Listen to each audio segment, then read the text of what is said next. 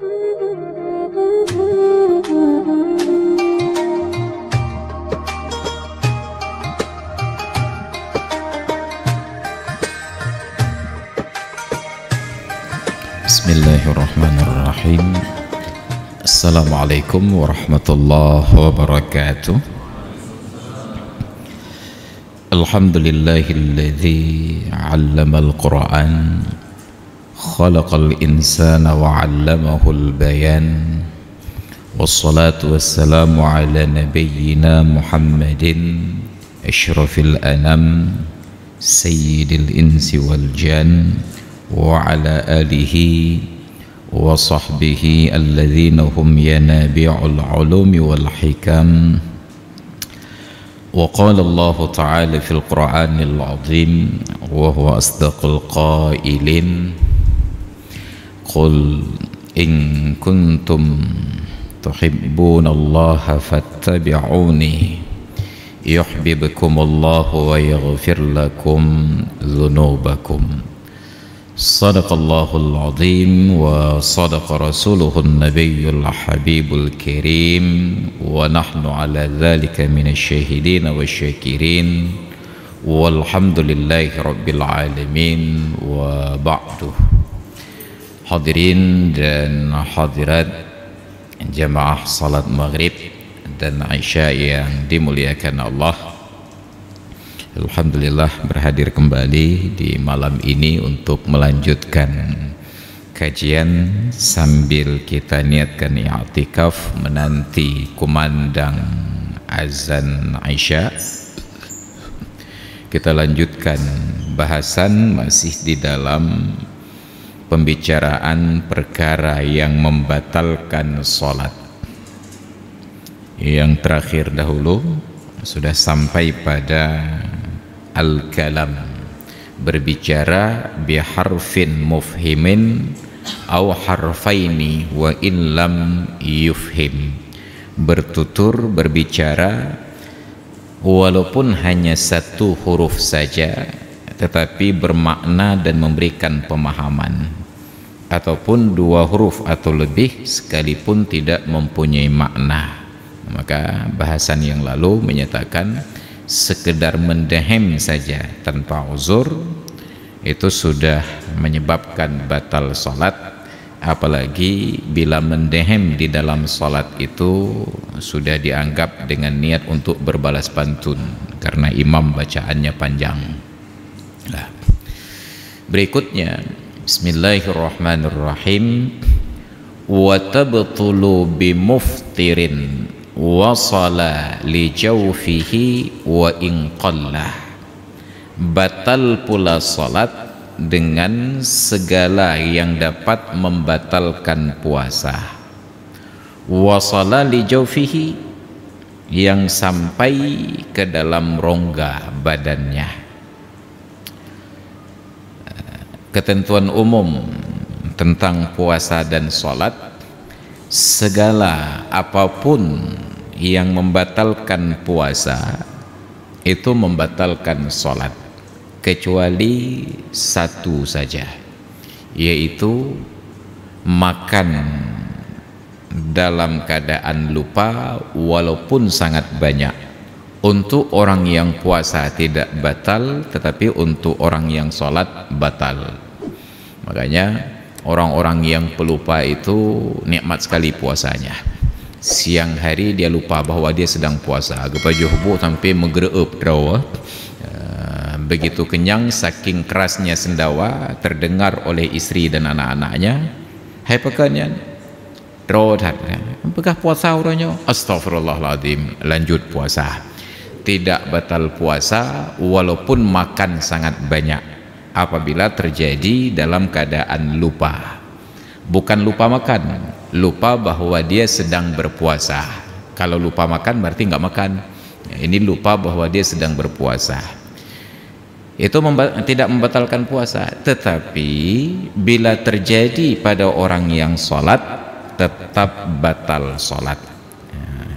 Itu masuk dalam makna yang secara umum menyatakan likulli qa'idatin kulliyatin mustasnayatun, untuk setiap ketentuan umum selalu ada pengecualian-pengecualian. Setiap yang mengkorupsi bantuan dalam masa Covid dihukum mati kecuali Juliari. Tetap ada pengecualian-pengecualian. Demikian pula dalam hukum agama. Setiap yang membatalkan puasa apabila dilakukan ketika sedang sholat itu membatalkan sholat, kecuali orang yang makan dalam keadaan lupa bahwa dia puasa, maka pada puasa tidak batal, tetapi pada sholat dia batal. Yang jadi pertanyaan, bagaimana memberikan pemahaman bahwa itu mungkin terjadi pada orang yang sedang sholat. Sedang sholat makan sangat banyak. Yang kiban tak pemupuk maurungnya. Tentu saja kondisi normal orang sholat itu tempatnya dipersiapkan. Kalau ada benda-benda di depannya tentu digeser lebih dahulu, bersih, steril. Dia sholat sambil berdiri atau duduk di kursi. Lalu bagaimana mungkin untuk makan sangat banyak lupa bahwa dia sedang sholat? Harus ada kemungkinan tersebut untuk masuk logika kita. Yang paling mungkin adalah orang yang mengerjakan sholat sunat sambil duduk di hadapan makanan. Posisi duduknya tidak berubah, karena duduk untuk sholat itu tidak disyaratkan dalam posisi tertentu. Misalnya harus iftirash seperti posisi duduk tasyahud awal, ataupun tawarruk posisi tasyahud akhir, karena boleh sholat itu dikerjakan dalam posisi duduk bersila, seperti duduk bapak-bapak sekarang ini, duduk mutsimpan dalam bahasa Aceh, tarabbu, boleh. Nah, siapa tahu dalam acara buka puasa bersama, duduk menanti waktu berbuka, begitu masuk waktu maghrib dia minum buka puasa salah kadar, karena jemaah yang lain melanjutkan makan dan minum, beliau mengambil kesempatan untuk salat sunat sebentar. Cuma posisi beliau sudah menghadap kiblat, maka sambil duduk itu langsung salat sunat. Allahu Akbar di hadapan orang yang sedang makan. Entah saking khusyuknya atau saking lalainya, orang yang hadir, panitia, tuan rumah, atau orang yang duduk di sampingnya. Biasalah tradisi kita ketika makan dan minum itu menawarkan ke orang di samping kanan dan kiri. Hana getepu apanya tengah semayang kita baca pajo kue dengku. Beliau lupa sedang solat, gecok tu pajo tengah semayang, solat sunat sambil duduk. Itu untuk membangun gambaran dalam benak kita ada kemungkinan tersebut. Sedikit makan ini dimaafkan, tidak membatalkan solat. Tapi ternyata makannya banyak, le gecok tikrak tamah lahum. Untuk orang yang puasa dimaafkan, enggak jadi batal puasanya. Hairan kan tengah puasa apa dapat johan? Astagfirullahaladzim. Yang dalam mulut dia muntahkan, puasanya lanjut. Tapi orang yang sholat mempraktikkan demikian, dia makan ketika sedang sholat dan makannya banyak, tapi dalam keadaan lupa bahwa dia sedang sholat, maka sholatnya tetap batal. Itu sedikit pengecualian. Wa tabtulu bi muftirin wa shalali jawfihi. Nah, untuk batal sholat ini walaupun sedikit sampai ke dalam rongganya, dalam keadaan sengaja sudah batal sholat. Wa ukulin katsirin sahwan, ataupun makanan yang banyak sampai ke dalam rongganya dalam keadaan lupa. Yang sengaja walaupun sedikit batal. Sedangkan yang tidak sengaja baru batal apabila jumlahnya banyak. Falawi batala'a nukhamatan nazalat min ra'sihi li haddid dhahir min famihi aw riqan mutanajjisan binahwi dami lisatihi wa ini biyaddah. Dibuatlah kasus kalau ada orang yang sedang sholat lalu dia menelan dahak yang turun dari arah kepalanya. Turun dari kepala itu tidak menjadi syarat. Boleh jadi dahak yang turun dari kepala, boleh jadi dahak yang naik dari dalam lambung perut. Sebab ada dua sumber. Ada dahak dari kepala yang biasa menjadi ingus, ada dahak yang dari dalam lambung. Dari sisi hukum ada perbedaan. Dahak dari kepala suci, dahak yang dari dalam lambung itu najis. Kenapa? Karena dia bersambung dengan tempat pembuangan, dengan usus, itu tersambung, itu menjadi najis. Namun masalahnya bukan tentang najis atau sucinya, tetapi bila ada kasus ketika sedang sholat keluarlah dahak sampai pada batas zahir. Batas zahir itu kata Imam Nawawi makhraj huruf kha, agak maju ke depan. Sedangkan menurut guru beliau Imam Rafi'i adalah makhraj huruf ha, agak sedikit di belakang, ha kha. Kalau sudah sampai pada makhraj huruf kha keluar dahak, maka itu sudah sampai ke batas yang zahir. Dia telan lagi, batal puasa dan batal sholat. Orang yang puasa batal puasa, orang yang sholat batal sholat. Maka ada sebuah kondisi dilematis. Orang yang sedang berdahak, flu, menghadiri sholat berjamaah, berdiri tepat di belakang imam. Ketika sedang sholat dalam keadaan puasa pula, keluarlah dahak tersebut. Pertanyaannya, bagaimana sikap kita terhadap al-mukarram dahak ini? Nyan hoda baik takabom hanjir teken patihah ta'ud batu puasa batu sembahyang taludah bengeh tengku imum BKM mesin pulang pakai karpet begini. Makanya pasang karpet dan pasang ubin ini bid'ah ini. Enggak ada di zaman Rasulullah dan sahabat. Dulu Rasulullah dan sahabat punya solusi. Karena lantai Masjid Nabawi itu adalah tanah, ketika ada orang yang sholat keluar dahak, tinggal diludahkan saja. Tapi meludah di dalam masjid itu dosa. Maka untuk taubat dari dosa tersebut, yang pertama dalam kondisi normal dengan beristighfar, untuk orang yang di dalam sholat adalah dengan menimbunnya. Dan itu dipraktekkan oleh kucing turun-temurun dengan baik. Dimanapun mereka buang kotoran, mereka gali tanah, buang kotoran lalu ditutup.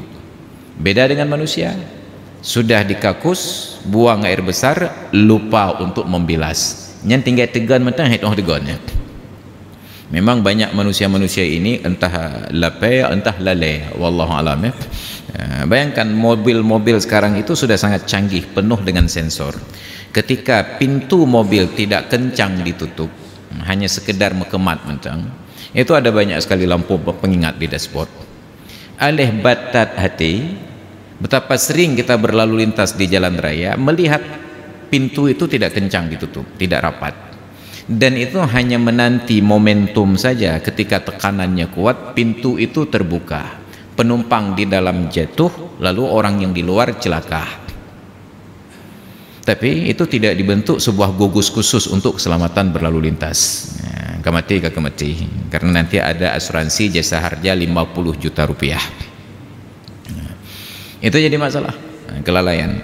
Makanya dalam kondisi sekarang, orang Arab setiap kali mereka datang ke masjid untuk sholat, apalagi masjid-masjid di Arab itu rata-rata 2 kali ukuran masjid kita, rata-rata.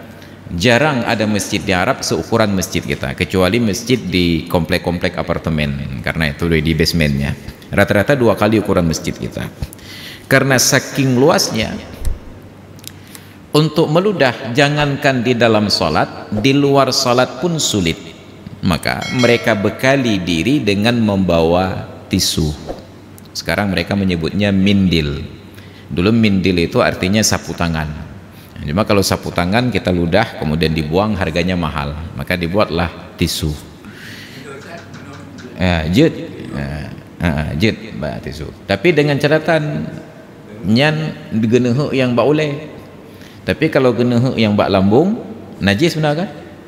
Maka mat ba ijarida mutsawa ba bahu batal solat karena menanggung najis. Jadi mentang nak solusi. Ludah jo ina le barida lenyan rom jo ho merompok. Ente kadang mutsawa bagop. Mutsawa bagop. Maka masih ada solusi. Jadi salah satu fungsi rida itu adalah untuk menyelamatkan kita dari batal solat disebabkan oleh najis. Kita ambil contoh sederhana. Ketika sedang solat dengan baju seperti ini, tiba-tiba jatuh najis yang tidak dimaafkan. Ticim.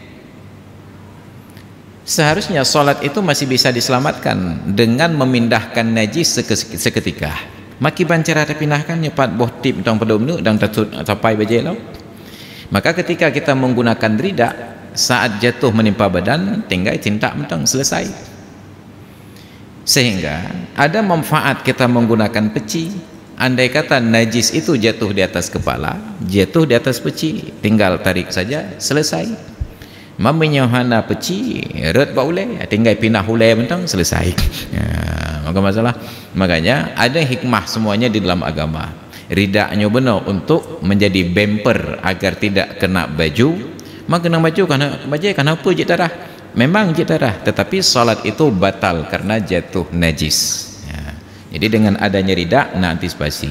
Maka perlu ridaknya.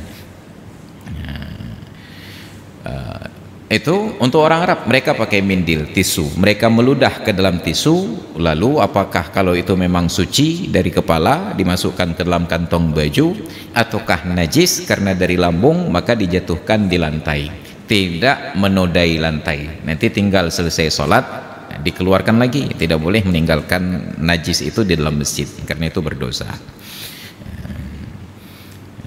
Lalu untuk umum biasanya ya kalau tidak ada tisu, kalau memang itu bukan najis turun dari otak, solusinya meludah ke bawah telapak kaki sebelah kiri bila lantainya tanah, atau meludah ke dalam saku baju yang sebelah kiri. Makanya pegat ke kantong. Jetnya ke dengan syarat mana? Yang bukan najis, yang dari ulai. Makanya kantong itu sengaja dirancang semuanya di sebelah kiri. Bandung belah wi kan? Hana yang kantong belah unen kecuali wi unen ke pakai. Semua sebelah kiri. Itu pertanda bahwa tukang jahit itu mengerti fikih. Kenapa? Agar orang yang sholat ketika terpaksa harus meludah itu ludah kena ju. Makanya hati-hati ya meraba-raba kenan. Ngaruh kenong bawa manok putih. Au riqan mutanajjisan binahwi dami lissatihi, atau batal pula salatnya karena menelan air laut, air liur yang mutanajjis. Kenapa mutanajjis? Karena bercampur dengan seumpama, tidak harus itu, dengan seumpama darah gusinya. Orang yang kadang-kadang orang tertentu punya penyakit gusi berdarah. Dulu saya punya kawan begitu, orang Aceh, kuliah di Mesir. Beliau itu kapanpun asal berbicara terlihat gusi bagian depannya itu berdarah. Jika adat dimaafkan, darah itu najis, tetapi karena itu umum bala, sudah selalu dalam kondisi demikian, maka dimaafkan darah pada gusinya. Tetapi apabila tertelan dengan air liurnya, batal sholatnya. Tertelan air liur bercampur dengan darah gusi. Dari mana kita tahu bahwa itu bercampur dengan sesuatu yang ajnabi? Allah jadikan lidah kita itu sangat peka untuk air liur. Selama dia belum keluar dari mulut, lidah tidak merasa sesuatu yang lain kecuali lembab saja. Tapi bila air liur sudah berpisah dari mulut, kita jilat sekali lagi, itu terasa asing. Benda-benda asing yang masuk ke dalam mulut itu dideteksi oleh mulut. Dulu saat kita makan, ketika beras itu masih sering bercampur dengan bulir-bulir padi, sengo dah bukan? Maka jaman getampo oleh. Jino hanali tradisi tampo, mutamponya hanali lewenya, je je hanali. Dulu ada je getampo bro. Jadi ke lambung tiga ke hayak ali jak sengonya waduh. Mulut kita itu mampu mendeteksi ada benda-benda asing dalam makanan yang kita kunyah. Umpamanya parutan kelapa, nanti ada batok kelapanya yang masuk walaupun kecil. Mulut kita itu mendeteksi. Pasir masuk di dalam nasi, mulut kita itu mendeteksi.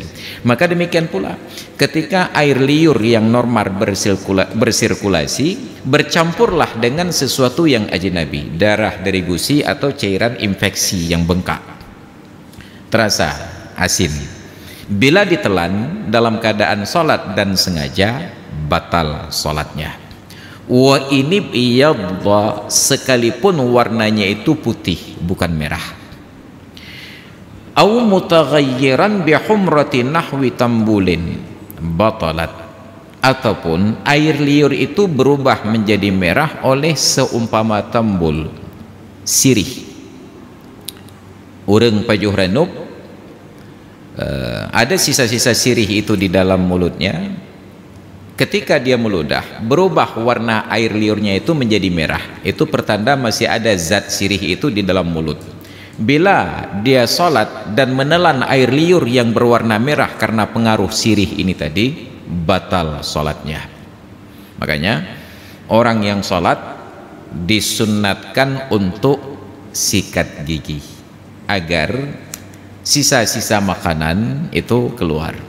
Sampai dalam penjelasannya, orang yang minum kopi, bila berubah warna air liurnya menjadi kehitam-hitaman efek dari kopi ditelan ketika sedang sholat, batal sholatnya.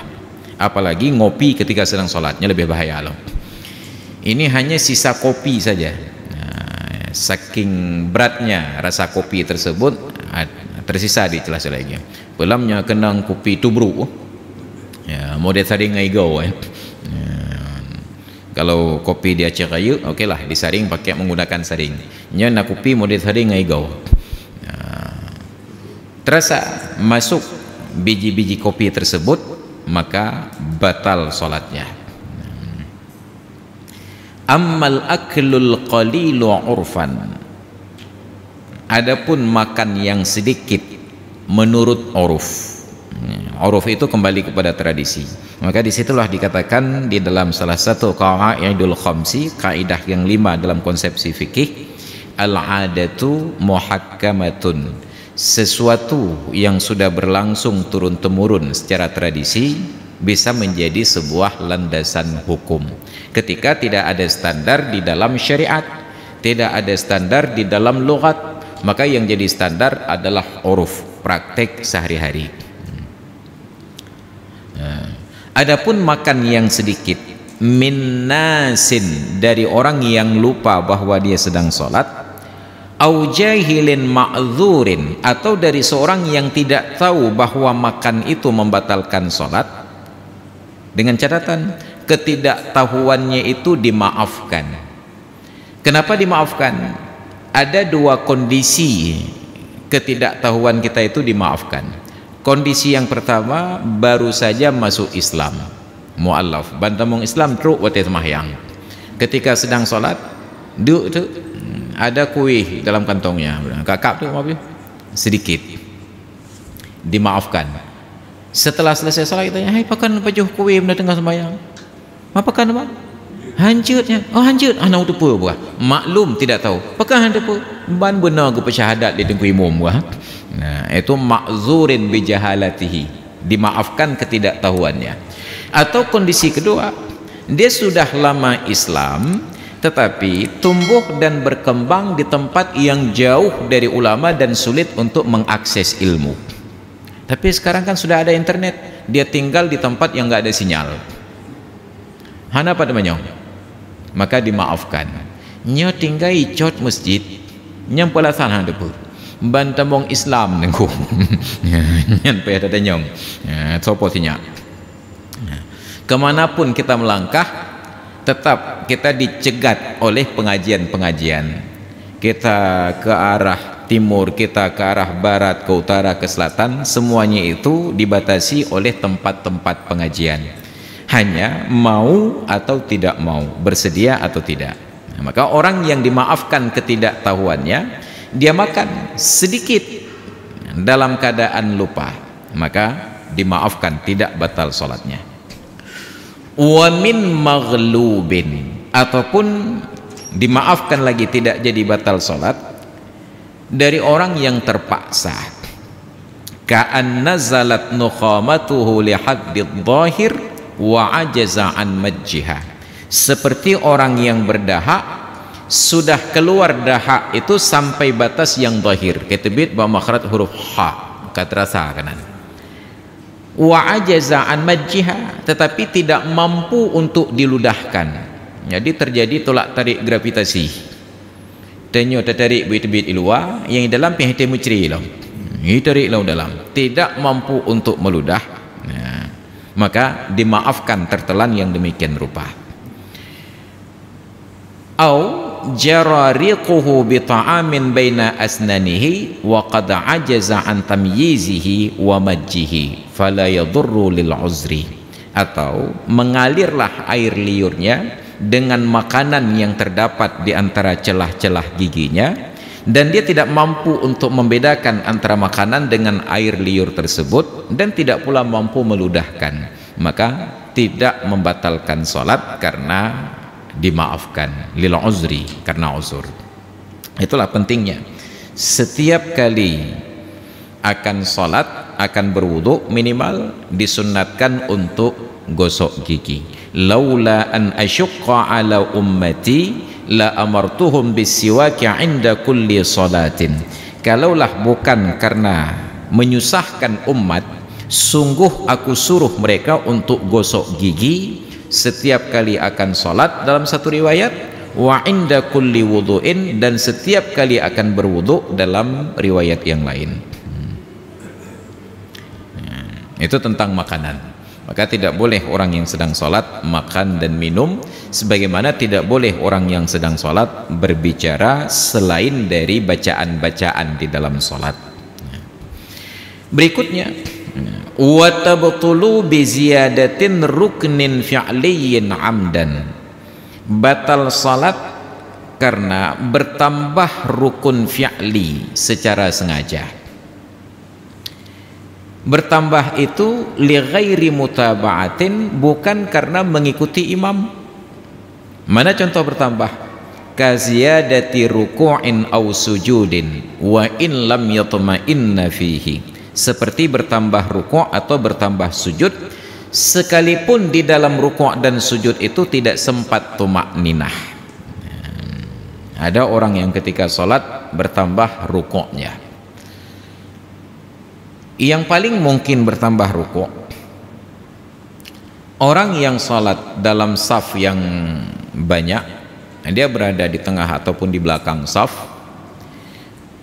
Ada beberapa masjid ataupun menasah yang berdekatan, yang ketika sholat itu dilangsungkan ternyata mikrofon luarnya aktif ya. Ketika sedang sholat terdengarlah suara takbir Allahu Akbar, gepikir leganyan imam dalam masjidnya rukuk, gerukuk tu begitu rukuk, kalau orang lain hanya rukuk itu leganyan tak kira. Ini wajib segera bangkit. Itu tidak membatalkan sholat karena rukuknya itu bukan sengaja dia lakukan, tetapi tersilap, dia pikir imamnya yang rukuk, ternyata orang lain. Makanya sangat dianjurkan untuk salat itu mikrofon yang diaktifkan hanya yang di dalam masjid saja, bukan yang di luar, karena itu bisa mengganggu konsentrasi orang lain yang sedang salat. Apalagi pada kasus salat tarawih, itu kalau berdekatan masjid, menasah dan seumpamanya, terjadi persaingan yang tidak sehat. Ino mentang rakaat yang keput, bacaannya masih alam tara kaifa fa'ala rabbuka bi ashabil fil. Lalu dari menasah yang terdekat terdengar imamnya sudah membaca sampai kepada ayat qul ya ayyuhal kafirun. Nyan jemaah yang sedang salat di masjid ini pikiran, apakah hendak ujak masjid je nama dia begah leh. Imamnya pun terprovokasi, kapalo trip tak baca ayat. Itu menjadi masalah. Kenapa? Karena ada perlombaan yang tidak sehat pada sholat tarawih, sebab kita masih mengamalkan semangat proklamasi 45. diselenggarakan dengan cara yang seksama dan dalam tempo yang sesingkat-singkatnya. Makin awailih makin bahagia. Itu menjadi masalah. Belum lagi terganggu orang-orang yang salat di sekitarnya. Maka dalam bab zikir setelah salat yang sering kita diskusikan, pada bagian penutup dari uraian wa yusannu dzikru wad du'a'u aqbaha wa yusirruhuma, disunnatkan zikir dan doa setelah salat dan disirkan keduanya, kecuali untuk seumpama imam yang ingin mengajarkan makmum tentang bacaan-bacaannya, maka dijiharkan. Tapi jihar itu harus kita pahami, jihar itu dengan tidak menggunakan pengeras suara. Jadi kapan disebut jihar? Saya padamkan, berbicara seperti ini disebut jihar. Tapi kalau sudah pakai mic, ini bukan jihar, ini mukabbirus saut, pembesar suara. Tapi kita lebih akrab dengan bahasa Inggris loudspeaker. Dalam bahasa Aceh loudspeaker. Itu dari bahasa Inggris loudspeaker. Speaker pembicara, loud besar, membesarkan suara orang yang sedang berbicara. Dan langsung diacehkan jadi loudspeaker. Aina loudspeaker ya romo. Loudspeaker namanya. Itu kan dari bahasa Inggris. Sama seperti kulkas, itu dari bahasa Inggris cool cash. Dingin tunai atau tidak perlu lebih. Jadi langsung sampai kemari bacaannya kulkas, kulkas. Maka menggunakan mikrofon ini tidak lagi disebut jihar, itu sudah mubalaghatu bil jahri. Dan apa pernyataan para ulama? Wa amma mubalaghatu bil jahri, adapun berlebih-lebihan ketika jihar, apa ketentuannya? Bihaitsu yahsulu tashwishun limusallin, dengan kadar menimbulkan gangguan, tashwish kepada orang lain yang sedang salat, fayanbaghi hirmatuhu, maka sepatutnya dihukumkan haram. Sepatutnya. Kenapa disebut sepatutnya? Karena para ulama tidak menemukan dalil yang akurat untuk bisa memvonis praktek itu haram. Sepatutnya kalau ada dalil kita sebut haram. Nah, dan itu harus menjadi sebuah kesadaran bagi kita.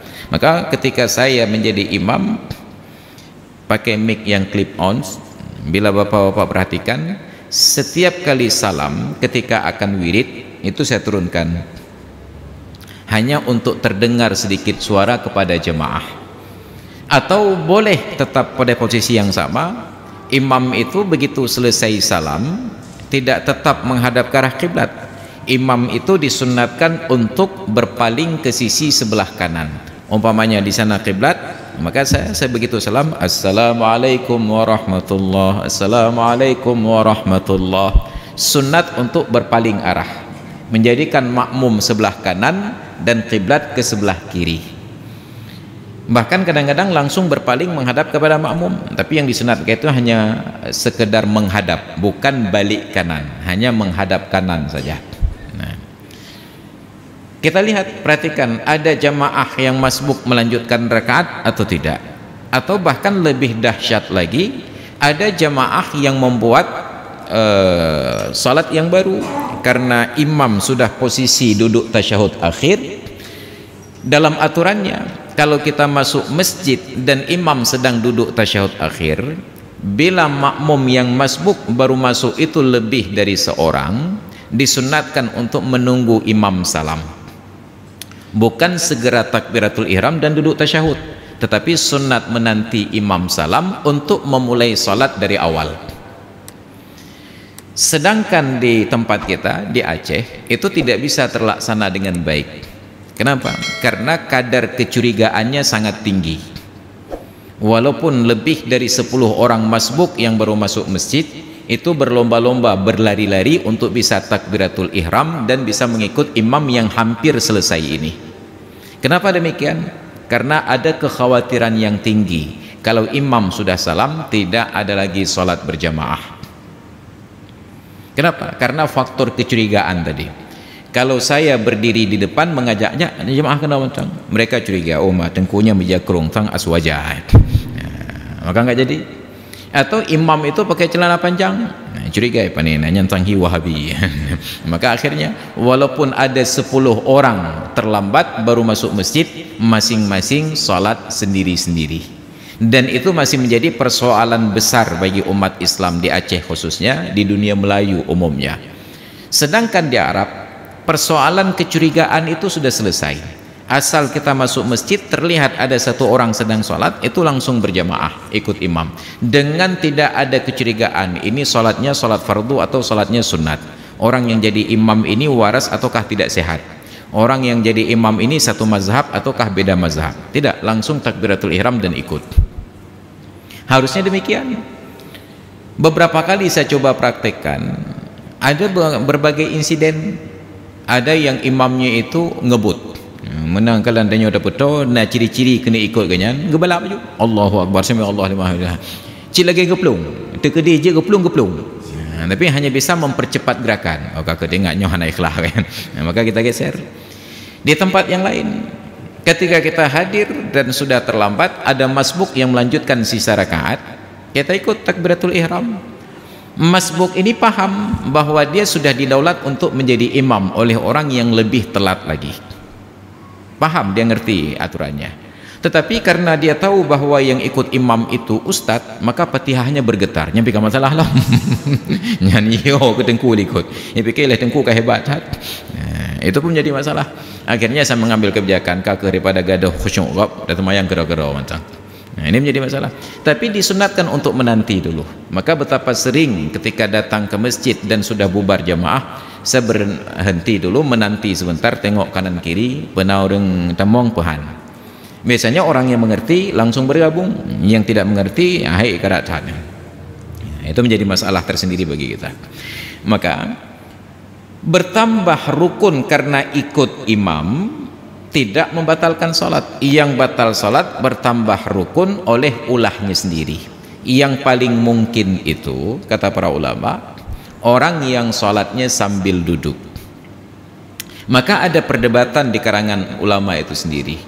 Apakah gerakan-gerakan tertentu yang berpotensi untuk bertambah rukun padahal bukan itu tujuannya membatalkan salat atau tidak? Pendapat yang mu'tamad menyatakan batal salat. Nah, kita ambil contoh salat sambil duduk. Umpamanya di kursi, takbiratul ihram, Allahu Akbar. Untuk rukuk, posisi rukuk itu harus kening ini lewat bahagian depan lutut. Allahu Akbar, berlewat teut. Sami'allahu liman hamidah. Nah, ini posisi salat sambil duduk. Artinya bagi orang yang salat sambil duduk, lewat kepalanya ini batas ujung lutut itu sudah dianggap rukuk. Nah, sekarang ada orang yang salatnya sambil duduk di lantai, duduk iftirash. Nah, kita ambil contoh, duduknya iftirash. Ketika rukuk, Allahu Akbar, Sami'allahu liman hamidah, asal sudah lewat kening di depan lutut itu sudah dianggap rukuk. Pada tasyahud akhir seharusnya tawarruk, tapi dia duduk iftirash. Ketika sedang duduk iftirash, dia kan nyata tasyahud akhir, maka dia berubah posisi dari iftirash untuk menjadi tawarruk. Bagaimana caranya? Dia maju ke depan sedikit untuk geser rukuk. Pada saat dia maju ke depan, keningnya melewati lutut, bertambah rukun, batal sholat. Untuk siapa? Orang yang sholatnya sambil duduk. Tapi bagi kita yang sholat sambil berdiri, duduk tasyahud akhir begini, ingat ya tasyahud akhir, tidak batal sholat. Kenapa? Karena orang yang sholat sambil berdiri, posisi begini tidak dianggap rukuk. Dia tahu pakai obat. Makanya bila bapak perhatian, ada imam-imam tertentu di kampung, di masjid, di Nasah, untuk bangkit berdiri dari tasyahud saja dia tidak berani begini, takut bertambah rukuk. Kita baca getulak lagi roket 40 ulang Allahu Akbar. Jangan duyo. Oke lah kalau badannya selangsing saya. Kalau ada sedikit kemajuan yang kebahayaan. Itu meta kita urus. Itu pemahaman. Maka tidak boleh bertambah rukun.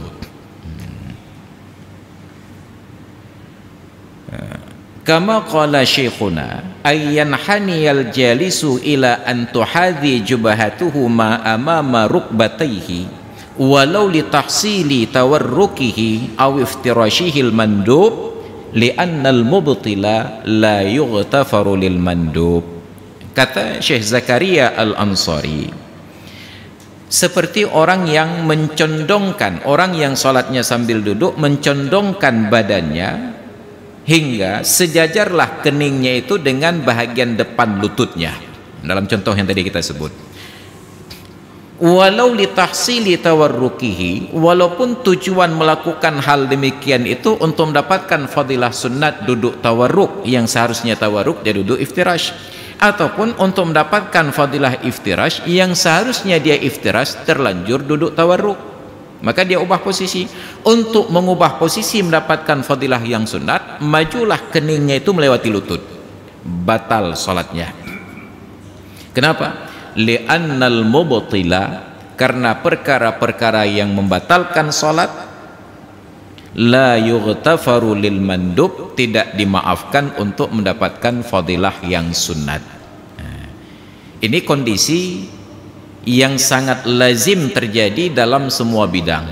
Banyak orang melanggar yang wajib demi menghasilkan yang sunat. Kita ambil contoh, salat tahajud itu sehebat apapun sunat, tidak wajib kecuali untuk Nabi. Wa minal laili fatahajjad bihi nafilatan lak, dan sebahagian dari waktu malam itu bertahajudlah kamu, khusus untukmu, nafilatan lak. Namun kenyataannya betapa banyak orang demi menjaga tahajud subuhnya bergeser jam 7. Po 7 mayan subuh po 8. Pakai tahajud berkelam niku wah. Hanya katalah jawaban. Kasus yang kedua, Tasu'a dan Asyura kemarin. Sehebat apapun puasa Tasu'a dan Asyura, itu adalah puasa sunnat. Ternyata di hari tersebut ada undangan kenduri, urung kawin. Seburuk apapun kenduri, itu adalah undangan yang wajib. Pertanyaannya, betapa banyak orang yang batal menghadiri undangan kenduri hanya demi menjaga puasa Asyura yang sunat. Maka katalah jawaban. Puasa Asyura dan puasa-puasa sunat yang lain hanya disunnatkan untuk orang laki-laki dan para wanita yang berstatus jomblo ataupun neo jomblo. Jomblonya yang gohlom nalako, neo jomblo yang kahanali lako. Bila masih ada lako berstatus istri, maka puasa sunat, salat sunat, dan semua ibadah-ibadah sunat itu disyaratkan izin suami apabila suami ada bersamanya. Nah, suami ini entah bagaimana sudah ada keinginan besok ada acara dengan kawan-kawan, kumpul-kumpul untuk makan siang sama-sama. Kalau siap kambing, kalau geblau kenduri barbecue katanya. Dia ajak istrinya. Tiba-tiba istri minta izin, bang, cik lem puasa sunat tengok Asyura. Baik, itanya tengok nak acara kenduri baru mau pulang. Tapi tengok Asyura bang. Dia berdebat dengan suaminya hanya untuk mendapatkan fadilah puasa sunat Asyura. Padahal patuh pada suami wajib. Maka betapa beruntung ibu-ibu yang suaminya tidak mau puasa sunat dan melarang istrinya. Keinginan dipelihara gagal dieksekusi, gagal dilaksanakan karena patuh pada suami. Pahala kepatuhan dapat, pahala puasa sunat dapat. Maka ada prioritas-prioritas yang terabaikan. Demi menghasilkan yang sunat kita langgar yang wajib. Makanya beribadah itu pun perlu logika ibadah. Salat fardu isya berjamaah dalam mazhab Syafi'i, menurut Imam Syafi'i sendiri sunnat muakkad, yang diterjih oleh Imam Nawawi fardu kifayah. Maka salat isya ini berjamaah okelah antara sunnat muakkad dengan fardu kifayah. Tetapi di awal waktu berjamaah, bukan jamaahnya, di awal waktunya itu sunat. Betapa kita sering menggugat bahkan sampai pada derajat menghujat orang-orang yang ketika azan Isya berkumandang pengajian masih lanjut. Boh pui tengkunya ipak kai bang inya mentong semua buat. Seperti kita sekarang ini. Palain kai bang itanya mentong semua boh pui tengkunya. Pai depa gak tengah bang. Pertanyaannya, pengajian kita ini sunat, wajib ataukah makruh? Wajib. Menuntut ilmu tidak terlepas antara fardu kifayah dengan fardu ain. Hanya satu ilmu yang haram, ilmu sihir. Dan kita tidak sedang belajar sihir. Maka kita sedang berkisar antara fardu ain dengan fardu kifayah. Berkumandang azan, salat di awal waktu sunat, mendengarkan azan sunat, pengajian ini wajib. Maka karena salah paham tentang makna mendengar azan, betapa banyak orang yang sedang berinteraksi ilmu yang wajib, dia berhenti untuk mendengar azan yang sunat. Hari Jumat, khatib sudah naik ke atas mimbar, berkumandang azan. Kita baru masuk masjid. Orang yang baru masuk masjid, sebelum duduk, sunat salat 2 rakaat, tahiyatul masjid. Nah kira-kira, ketika azan berkumandang, kita tunggu azan dulu atau langsung salat? Biasanya menunggu azan, dengar azan lah. Begitu selesai azan, khatib mulai khutbah, dia baru salat. Mendengar azan sunat, mendengar khutbah wajib. Yang sunat kedengar, yang wajib ketinggai. Ini tentang aulawiyat skala di dalam memahami hukum. Makanya ada hal-hal yang di dalam agama harus kita ulang kembali kepada dasar-dasar ini. Karena dulu pernah lama, sudah sangat lama, lebih dari 10 tahun yang lalu, suatu hari ada pengajian dengan ibu-ibu di sebuah menasah. Sekarang sudah menjadi masjid menasah itu. Bukan di sini, arah Toto Cekeung deh. Tapi masih kawasan Banda Aceh. Pengajian ibu-ibu mulai jam 3. 5 menit lagi akan selesai pengajian, berkumandanglah azan di tempat yang lain. Maka lagi tanya lanjut yuk. Ketika saya sedang pengajian, duduk di depan, ibu-ibu itu berjarak beberapa meter. Lewat seorang bapak-bapak melalui pintu belakang ke tempat berwudu. Penampilan beliau gagah, pakai jubah, pakai turban. Dengan lantangnya dari pintu belakang langsung berteriak, "Oi!" Mah menyukai roh, lihat saya kembali ada balah roh. Ya, maka ini contoh pemahaman yang keliru. Semangat beribadah lebih tinggi daripada ilmu untuk memahami ibadah tersebut. Makanya kita perlu jelaskan ada aulawiyat. Jadi untuk para wanita, sampaikan kepada para istri bahwa ibadah-ibadah sunat bahkan yang wajib ada kalanya harus ditunda dulu karena berbenturan dengan keinginan suami. Apa keinginan suami?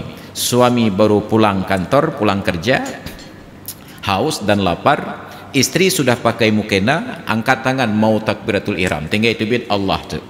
Tiba-tiba saat itu turun SK dari suami, de bicah kupi ledat.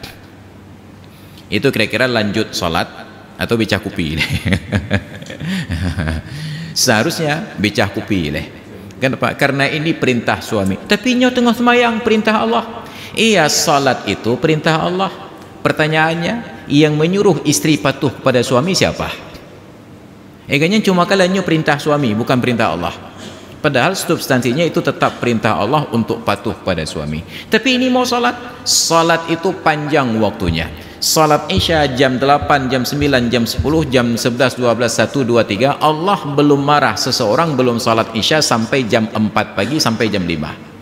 Tapi pertanyaannya, suami yang baru pulang ke rumah jam 8 malam begitu berkumandang azan Isya, keluarkan SK untuk istri, bicah kupi ziat 5 minit hana bicah lompa bah. Diulang SK yang kedua, "Hai ho kata bicah kupi letak lengrah dah." Belum ada respon. Diulang lagi yang ketiga, tidak juga ada respon. Nah, mungkin suami yang baik dia tidak akan marah, dia hanya berpikir mungkin istri sudah tidak sanggup lagi seorang diri untuk melayani suami. Ya, maka dia berpikir untuk menambah istri kedua. Mungkin masalah Makanya harus ada gambaran-gambaran demikian supaya orang paham. Maka hadirin dan hadirat sekalian yang dirahmati Allah, walaupun boleh kita lanjutkan tapi mayang jin, maka kita padakan kajian sampai di sini. Mudah-mudahan membuka wawasan kita tentang praktek ibadat dan bagaimana pemahaman ibadat dalam agama. Wallahu a'lam bissawab wa ilaihil marji'un wal ma'ab. A'udzubillahi minasyaitonir rajim. Bismillahirrahmanirrahim. Alhamdulillahi rabbil alamin wassalatu wassalamu ala sayyidina Muhammad wa ala alihi wa sahbihi ajma'in. Allahumma rzuqna fahman nabiyyin wa hifdzal mursalin wa ilhamal malaikatil muqarrabin. Allahumma 'allimna 'ilman yanfa'una wanfa'na bima 'allamtana wa zidna 'ilman wa fahman wa alhiqna bis salihin. Rabbana ighfir lana dhunubana wa liwalidayna warhamhuma kama rabbayana shighara. ولجميع المؤمنين والمؤمنات والمسلمين والمسلمات الأحياء منهم والأموات برحمتك يا أرحم الراحمين. ربنا آتنا في الدنيا حسنة وفي الآخرة حسنة وقنا عذاب النار. وصلى الله على سيدنا محمد وعلى آله وصحبه أجمعين والحمد لله رب العالمين. الفاتحة. بسم الله الرحمن الرحيم.